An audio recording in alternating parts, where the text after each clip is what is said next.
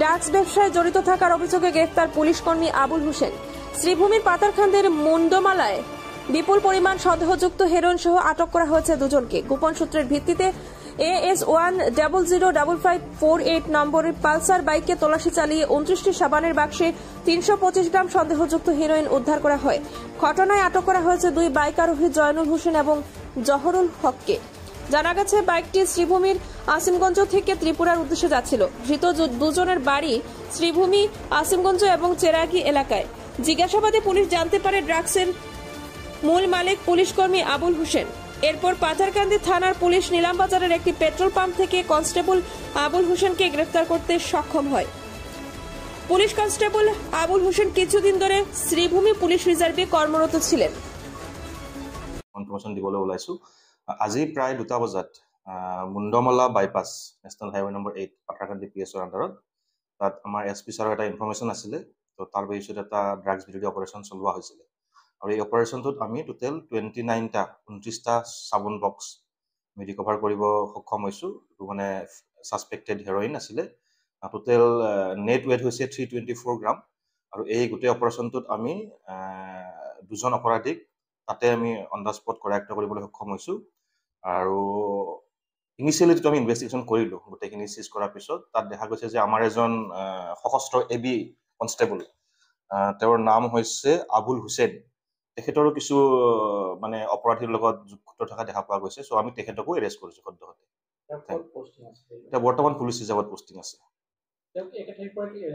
নহয় নহয়, আমি মানে মুন্ডমালা বাইপাছত য'ত অপাৰেশ্যনটো হৈছিলে তাত আমি অপৰাধী দুজন, তেওঁলোকৰ এজনৰ নাম হৈছে জহৰুল হক আৰু আনজনৰ নাম হৈছে জয়নুল হক। তেওঁলোক দুজনে পাথাৰকান্দি থানাৰ অন্তৰ্গত এৰিয়াৰ হয়। তেওঁলোকক এৰেষ্ট কৰিছিলোঁ। তেওঁলোকক সোধপোছ কৰা আৰু লগতে মোবাইলত আমি কিছু লিংক পাইছোঁ। তো সেই বেচিছত আমি আমাৰ arm branch constable Abul Hossain তেখেতক আমি এৰেষ্ট কৰিছোঁ। Thank you. সেইটো আমি এতিয়া চালি জাৰি চামহে। জাষ্ট ইনভেষ্টিগেশ্যন আৰম্ভ হৈছে। অৰিজিনেটিং পইণ্ট ক'ত আছিলে আৰু ফাইনেল যিটো গন্তব্যস্থান, ফাইনেল ডেষ্টিনেশ্যন ক'ত আছিলে, গোটেইখিনি আমি ওলাবলৈ সক্ষম। বজাৰ মূল্য সেইটো আমি স্পেকুলেট নকৰোঁ বাৰু। জাষ্ট 324 নেট ৱেট হয়, 324 গ্ৰামছ ছাছপেক্টেড হেৰইন। ডেফিনেটলি আমি চাম এইটো। মানে মই ক'লোৱে যে ক'ৰ পৰা আহিছিলে আৰু ক'ত যাবলগীয়া আছিলে মানে ড্ৰাগছখিনি, এই গোটেইখিনি আমি এতিয়া পুংখানুপুংখভাৱে তদন্ত কৰি চাম। শ্রীভূমি পুলিশের অকর্মণ্যতার কারণে এখন শুধুমাত্র সাধারণ মানুষই নয়, রাজনৈতিক নেতাদের বাড়িও আর নিরাপদ নয়। গতরাতে জেলা বিজেপির প্রাক্তন সভাপতির বাড়িতে চোরের তাণ্ডব। এখন শুধুমাত্র সাধারণ মানুষই নয়, রাজনৈতিক নেতাদের বাড়িতেও চোরের দলের অভিযান। শ্রীভূমি জেলা বিজেপির প্রাক্তন সভাপতি সুব্রত ভট্টাচার্যের বাড়িতে চোরের হামলা। সাধারণ মানুষের পাশাপাশি এখন নেতারাও চোরের হাত থেকে নিরাপদ নন। শহর জুড়ে চোরের দলের উৎপাতের বিরুদ্ধে শ্রীভূমি পুলিশ প্রশাসন বারবার ব্যর্থ হয়েছে। অবিরাম চোরের ঘটনায় শহরবাসী অতিষ্ঠ হয়ে উঠেছে। এবার সরকারি দলের জেলার একজন জ্যেষ্ঠ নেতার বাড়িতে চোরের লুটপাট। রবিবার রাতে জেলা বিজেপির প্রাক্তন সভাপতি সুব্রত ভট্টাচার্যের বাড়িতে চোরের দল হানা দেয়। চোরের দল বিজেপির নেতা বাড়িতে ঢুকে পূজার ঘরের বাসনপত্র এবং অন্যান্য আসবাবপত্র লুট করে নিয়ে যায়। ভোরের দিকে চোরের ঘটনা বুঝতে পেরে সুব্রত ভট্টাচার্য পুলিশকে খবর দেন। এরপর সদর থানা থেকে পুলিশ দল এবং জেলার অতিরিক্ত পুলিশ সুপার ঘটনাস্থলে পৌঁছন। তারা চোরের দলকে ধরতে তদন্ত শুরু করেছে। গতকাল রাত্রিবেলা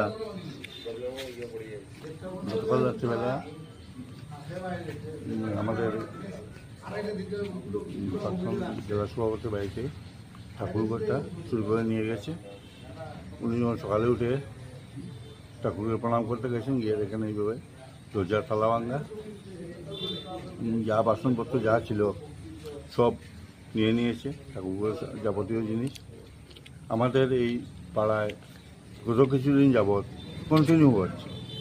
গত 3-4 দিন আগে হয়েছে ওখানে সুধাংশু বিলাতে, আরও অনেক বাড়িতে এই ঠাকুরঘর চুরিটা নতুন করে শুরু হয়েছে। কত টাকা আসবাবপত্র হবে কালকে চুরি হয়েছে? অন্তত 8-10 হাজার টাকার হবে। এই ইয়ের সঙ্গে ওনার করে আমাদের যে পাড়ার পূজা মণ্ডপে যে ইয়ে থাকে, বাসনপত্র এখানে থাকে ঠাকুর করে, সুধাংশু বিলাতে এরকম গ্রিল ভেঙে, এখানে তো ডোলবল ভেঙে নিয়েছে, সুধাংশু বিলাতে গ্রিলের তালা ভেঙে সব কিছু নিয়ে গেছে, এই বাসনপত্র নিয়েছে।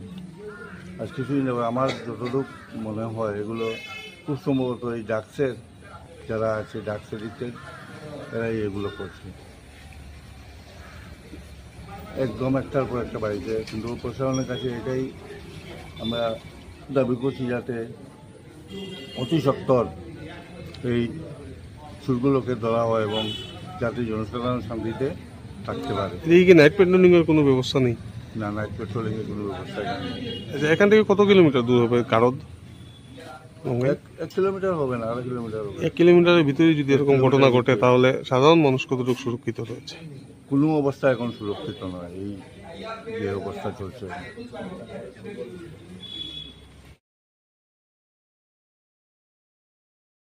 যথাযোগ্য মর্যাদায় বিদ্রোহী কবি কাজী নজরুল ইসলামের 125তম জন্মজয়ন্তী উদযাপন করল শ্রীভূমির 125 বর্ষপূর্তি নজরুল জয়ন্তী উদযাপন সমিতি। শহরের শম্ভুসাগর উদ্যানস্থিত মনীষী নজরুলের প্রতিকৃতিতে মাল্যদান ও পুষ্পার্ঘ্য দিয়ে কবির প্রতি বিনম্র শ্রদ্ধা জানান বিভিন্ন সংগঠন, গীতবিতান, সামাজিক সাংস্কৃতিক সংগঠন, বরাক উপত্যকা মাতৃভাষা সুরক্ষা সমিতি, শ্রীভূমি শাখা সহ অন্যান্য সংগঠন কবির প্রতি সম্মান জানান। পুরসভার পক্ষে শ্রদ্ধার্ঘ্য অর্পণ করেন পুরপতি রবীন্দ্রচন্দ্র দেব। চারণিক সংস্থার কর্মকর্তারা কবির প্রতি সম্মান জানান। আজকের প্রেক্ষাপটে নজরুলের সাহিত্য সৃষ্টি কতটা জরুরি তা নিয়ে আলোকপাত করেন অনেকেই। ছিল শিল্পীদের পরিবেশিত সঙ্গীত, কবিতা ইত্যাদি।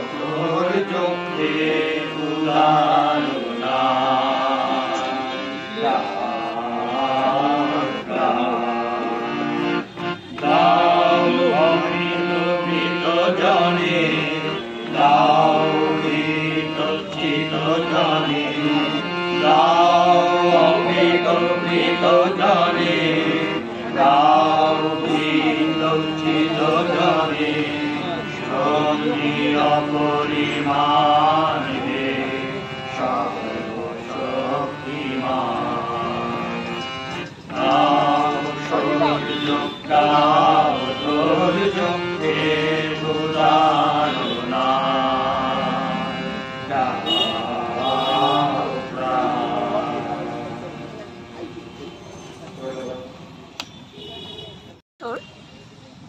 কাজী নজরুল ইসলামের 125তম জন্মদিনের ঠিক প্রাক্কালে একটি কমিটি গঠন হয় বর্ষব্যাপী নজরুল জয়ন্তী উদযাপনের জন্য। এই কমিটির কিছু বিশেষ উদ্দেশ্য ছিল। আমরা গত বছর এখানে দাঁড়িয়েই সেই উদ্দেশ্যগুলো আপনাদের কাছে তুলে ধরেছিলাম। উদ্দেশ্য ছিল অবশ্যই কবিতা, সঙ্গীত ইত্যাদির চর্চা, পাশাপাশি ছিল আমাদের নবপ্রজন্মের কাছে নজরুলের ভাবনা, চিন্তা এগুলো তুলে ধরা, ওদেরকে উদ্বুদ্ধ করা। আমরা আমাদের সেই কার্যসূচি পুরোপুরি পালন করতে পারিনি, কিন্তু আগামীতেও যে এইবার বর্ষপূর্তি অনুষ্ঠানের সঙ্গে সঙ্গে আমাদের সব কর্মসূচি শেষ হয়ে যাবে তা নয়। আমরা পরবর্তীতে চেষ্টা করব সেগুলো কার্যকরী করতে। আমাদের একটি প্রধান উদ্দেশ্য ছিল স্কুলের ছাত্রছাত্রীদের মধ্যে নজরুলের ভাবনা ও চিন্তাধারা সঞ্চারিত করা।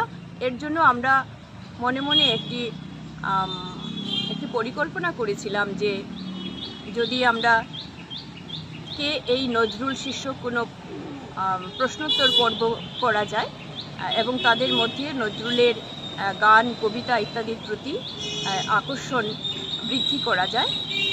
সেগুলো নানা কারণে, পরিস্থিতি তো অবশ্যই দায়ী এবং আমাদের নিজেদেরও কিছু ত্রুটি আছে।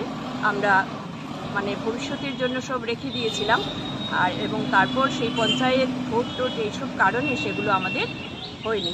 তো এই সমাপ্তি সাংস্কৃতিক অনুষ্ঠানের পরও আমরা চেষ্টা করব সেই কার্যসূচিগুলো চালিয়ে নিতে। আগামীকাল আমাদের সমাপ্তি অনুষ্ঠান অনুষ্ঠিত হবে স্থানীয় বিপিনচন্দ্র পাল ভবনে সন্ধ্যা 5:30 থেকে। সেখানে থাকবে বিশেষ সাংস্কৃতিক অনুষ্ঠান ও একটি আলোচনা সভা। আমি করিমগঞ্জের সকল সংস্কৃতিপ্রেমী মানুষকে আমন্ত্রণ জানাই সেই অনুষ্ঠানে উপস্থিত থেকে অনুষ্ঠানের সৌন্দর্য বৃদ্ধি করার জন্য। ধন্যবাদ।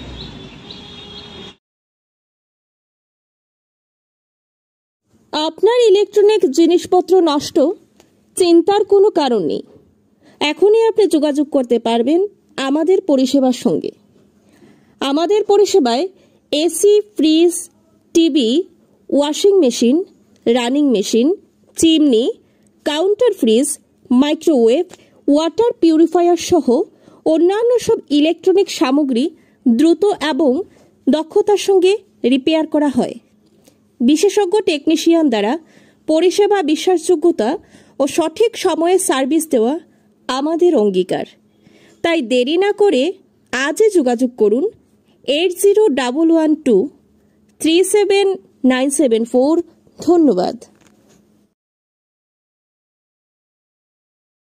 শ্রীভূমি কারাগার চত্বরে শনিবার রাতের দিকে মানবতা লজ্জানত ঘটনা নিয়ে সোচ্চার হলেন এনএসইউআই করিমগঞ্জ জেলা। এ মর্মে শ্রীভূমির পুলিশ সুপারের মাধ্যমে ডিআইজির কাছে স্মারকপত্র প্রদান করলেন সংগঠনের কর্মকর্তারা। সংগঠনের পক্ষে শুভজিৎ বলেন, সাধারণ নাগরিকদের নিরাপত্তা যাদের উপর ন্যস্ত তারাই কিনা নিরাপত্তার প্রশ্নের মুখে দাঁড় করাচ্ছেন। বিশেষভাবে সক্ষম এক মহিলার ইজ্জত লুটতে দ্বিধাবোধ করেননি কারাগারের 2 কনস্টেবল। তাই রক্ষক যখন ভক্ষক হয়ে ওঠেন তাদের এমন শাস্তি দেওয়া প্রয়োজন যাতে অন্য কেউ এ ধরনের জঘন্য কাজ না করতে পারেন। ধর্ষণ কাণ্ডের সঙ্গে যারা জড়িত তাদের আটক করে বহিষ্কৃত করলে হবে না, পুরোপুরি চাকরি থেকে সরিয়ে দিতে ডিআইজির কাছে আবেদন জানান শুভজিৎ। বর্তমানে অপরাধজনিত কাণ্ডের সঙ্গে পুলিশের নাম যেভাবে উঠে আসছে তাতে উদ্বিগ্ন প্রকাশ করছেন সবাই। নিউজ ডেস্ক রিপোর্ট, সীমান্ত বার্তা। আজ আমরা এনএসইউআইয়ের পক্ষ থেকে ডিআইজি সাহেবের উদ্দেশ্যে এসপি সাহেবের মারফতে একটা স্মারকপত্র আমরা প্রেরণ করেছি।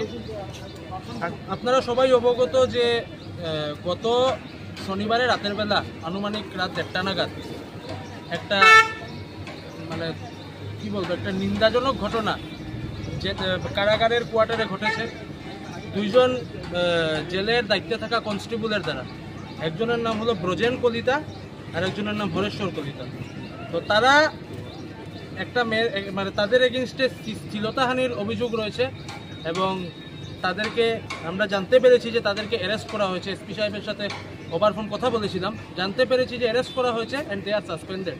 কিন্তু আমাদের দাবি হচ্ছে এটাই যে তাদেরকে সাসপেন্ড করলে বা শুধু অ্যারেস্ট করে 3 মাস জেল কাটিয়ে তাদের শাস্তিটা আমরা মনে করি শুধু এতটুকু হলে হবে না। তাদেরকে মানে যাবজ্জীবন কারাদণ্ড দিতে হবে এবং তাদের যে জব রয়েছে সেই জবে তারা মানে থাকার মানে লায়ক না বলে আমরা মনে করি এবং তাদেরকে পুরোপুরি ডিসমিস করতে হবে। কারণ আমরা আজকের ডেটে এটাই আমাদের বলতে হয় যে আমাদের মা বোন কোনো দিকে সেফ নয়। আজকে যারা নিরাপত্তা রক্ষী রয়েছেন তারা কিন্তু নিরাপত্তা রক্ষী, আজকে নিরাপত্তা রক্ষীর হাতে মহিলারা সেফ নয়। অন্যদিকে সরকার বলে থাকেন ওমেন এম্পাওয়ারমেন্টের কথা, বেটি বাঁচাও বেটি পড়াও। প্রত্যেকটা প্রেস মিটে মুখ্যমন্ত্রীর থেকে শুরু করে তার মন্ত্রিসভার মন্ত্রী এমএলএরা দিয়ে থাকেন স্লোগান যে বেটি বাঁচাও বেটি পড়াও, ওমেন এম্পাওয়ারমেন্টের কথা। কিন্তু আলটিমেটলি আমরা দেখতে কি পাই, আজকের ডেটে ওমেনরা সেফ নয়। তথাপি পুলিশের মানে লজ্জাজনক কথা, পুলিশ যত ধরনের অপকর্ম রয়েছে আজকের ডেটে পুলিশ সব ধরনের অপকর্মের সাথে যুক্ত। গতকালকে দেখতে পেলাম সংবাদ মাধ্যমে যে ড্রাগসের কেসে নাকি আবুল হোসেন নামে কোন এক কনস্টেবল তারা যুক্ত রয়েছে। তো এই সমস্ত মানুষকে চিহ্নিত করে তাদেরকে অ্যারেস্ট করে সাসপেন্ড করাটা শুধু হলে হবে না, তাদেরকে তাদের জব থেকে ডিসমিস করতে হবে। এটাই হলো আমাদের দাবি এবং আমরা দেখব যে ডিআইজি সাহেব কি অ্যাকশন নেন। ডিআইজি সাহেবের অ্যাকশনের উপরে আমাদের আগামী দিনের আন্দোলন আমরা বুঝবো কি করব। এবং দেখা যায় যে বিভিন্ন দল সংগঠন আজকে এই ঘটনাটা যদি ভগবান না করুন কোনো ভিনধর্মী যুবক করত, তাহলে এতক্ষণে কিছু সংগঠন রয়েছেন তারা রাস্তা ব্লক করে রাস্তার মধ্যে ঘুমিয়ে টুমিয়ে যা তা করতেন। বিশেষ এক দল, আজকে তারা কোথায়? আজকে তাদের কোনো আওয়াজই নেই। আমরা তো সবসময়ই প্রোটেস্ট করেছি, যখন যা হয়েছে আমরা তখনই আমরা প্রোটেস্ট করেছি এবং আমরা একটাই কথা বলেছি যে অপরাধীর কোনো জাতি হয় না, অপরাধীর জাতি সে অপরাধী, রেপিস্টের জাতি সে রেপিস্ট। কিন্তু সেই দলকে আজকের ডেটে দেখা যাচ্ছে না। তাদেরকে জিজ্ঞেস করলে তাদের মানে কিছু মেম্বারের সাথে আমার পরিচয় রয়েছে, তাদেরকে জিজ্ঞেস করেছিলাম, তারা ব্যাপারটাকে এড়িয়ে চলে গেছে। তো বোঝা যায় সাম্প্রদায়িক দাঙ্গা না লাগিয়ে আলটিমেটলি আমাদের সবার এক হয়ে রাজনীতির ঊর্ধ্বে উঠে যারা রেপিস্ট আছে তাদের এগেনস্টে আমাদের অ্যাওয়ারনেস ক্যাম্পেইন আমাদের করতে হবে। এবং আবারও ডিআইজি সাহেবের উদ্দেশ্যে আমরা যে রিটেনটা দিয়েছি স্পষ্ট উল্লেখ করা আছে যে তাদেরকে ডিসমিস করতে হবে এবং they should be hang till death.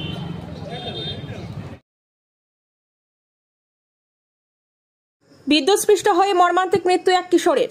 Sreebhumi জেলার পাথারকান্দি চাঁদখিরা এলাকার ওয়াহিদ আহমেদ নিজের ঘরের জলের পাম্প ঠিক করার সময় বিদ্যুৎস্পৃষ্ট হয়ে মৃত্যু হয়। সঙ্গে সঙ্গে চিকিৎসালয়ে নিয়ে যাওয়া হলে চিকিৎসক মৃত বলে জানায়। উল্লেখ্য, ওয়াহিদ কিছুদিন আগে ঘোষণা হওয়া উচ্চ মাধ্যমিক পরীক্ষা 4টি বিষয়ে স্টার মার্ক পায় প্রথম বিভাগে উত্তীর্ণ হয়েছিল। ওয়াহিদ মৃত্যু এলাকা জুড়ে শোকের ছায়া নেমে এসেছে।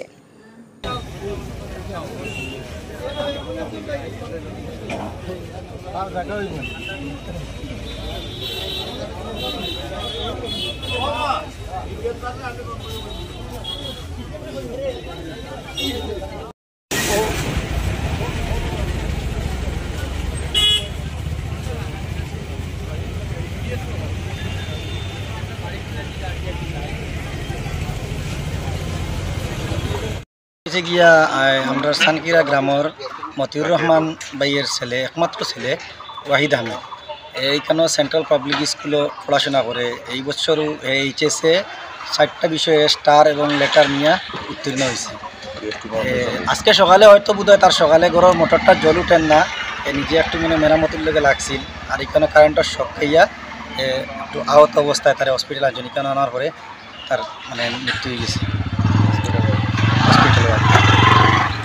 ঘটনাটা অনুমানিক 10টা সাড়ে 10টার দিকে হয়েছে। এখানেও তার বাবা একটু দরিদ্র, এখানেও সেন্ট্রাল পাবলিক স্কুলের একটা প্রাইভেট জব করেন হয়তো মানে একটা দোকান দেখানো আর তারা এখানে মানে তারা বাড়ার থাকি এখানে পড়াশোনা করাইন আর তারা তো কিছুদিন আগে এইচএসে উত্তীর্ণ হয়েছে গুয়াহাটি যাওয়ার কথা আছিল এইখানে গুয়াহাটি এখন একটা কলেজও অ্যাডমিশন নিত কিন্তু তো নিয়তির পরিণতি আর দেওয়া হলো না তার।